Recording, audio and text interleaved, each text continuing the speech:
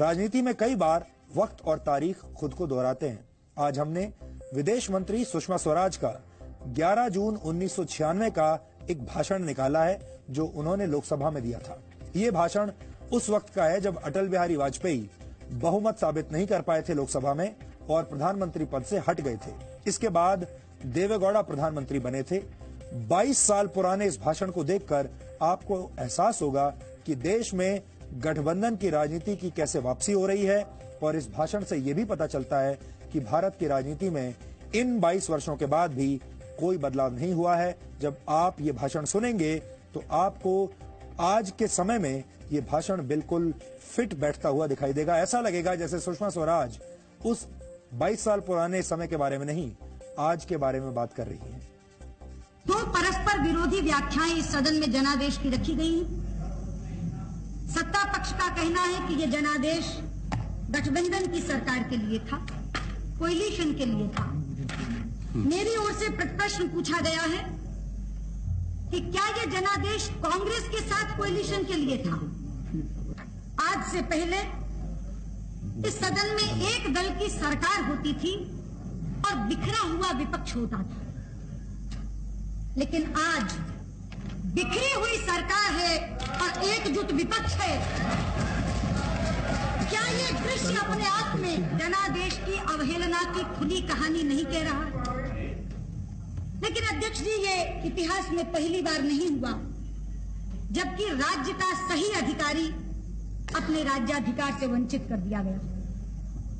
त्रेता में यही घटना राम के साथ घटी थी। राजतिलक करते करते वनवास दे दिया गया।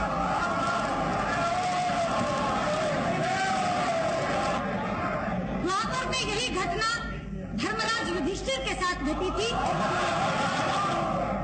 जब धूर्त शकुनी की दुष्ट चालों ने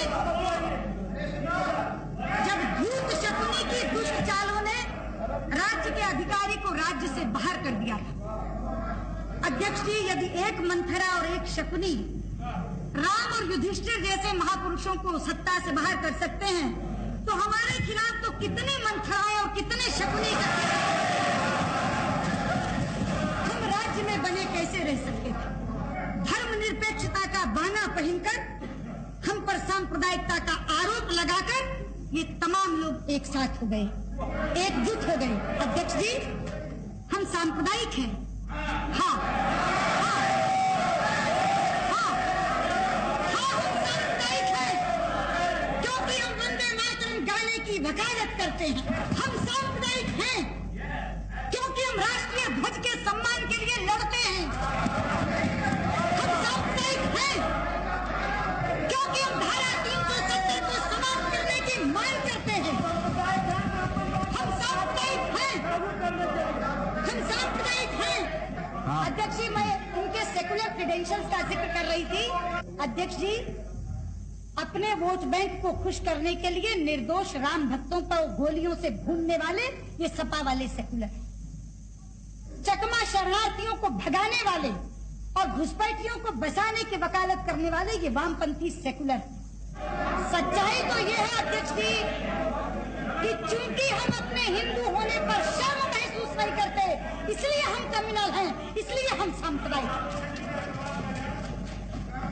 और इस देश में जब तक आप अपने हिंदू होने पर शर्मिंदगी महसूस नहीं करते, आपको इन तथाकथित बुद्धिजीवियों से सेकुलर होने का सर्टिफिकेट नहीं मिल सकता। सवाल ये है कि ये किसी सांप्रदायिकता के नाम पर इकट्ठे नहीं हुए हैं। ये भी एक ओढ़ा हुआ बाना है। ये इकट्ठे हुए हैं अपने गुनाहों के कारण। ये इकट्ठे हुए हैं एक दूसरे को बख्श देने की सौदेबाजी के कारण। जी हाँ, ये अपने अपराधों के बेपर्दा होने के भय से इकट्ठे हुए हैं। अध्यक्ष जी, ये सांप्रदायिकता के नाम पर हुई साझेदारी नहीं है। अध्यक्ष जी, ये चारा कांड और हवाला